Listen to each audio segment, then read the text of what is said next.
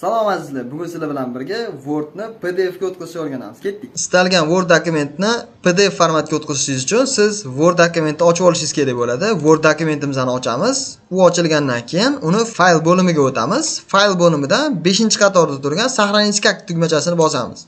Сохранить как ga kirganimizdan keyin bu yerda обзор degan joy bor. Обзорni ochamiz. Обзорni ochganimizda bizda по умолчанию рабочий stolga сохранить qiladi. Kerak bo'lsa o'zingizga kerakli joyi tepadan tanlab olsangiz bo'ladi. Biz tip fayliga o'tamiz deb PDF formatini tanlaymiz.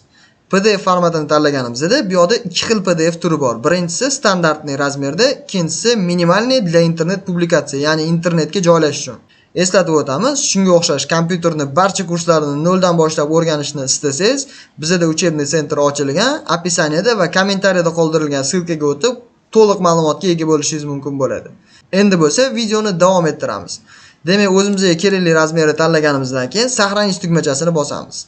Сохраничni bosganimizda bizda avtomatik o'zimizning Word dokumentimizni PDF formatga o'tkazib сохранить qilindi. Video foydali bo'lgan bo'lsa, videoga like bosib qo'yinglar, kanalga yangi bo'lsangiz kanalga podpisatsiya qilib qo'yinglar va bu videoni albatta do'stlaringizga ulashib qo'yinglar. E'tiboringiz uchun katta rahmat.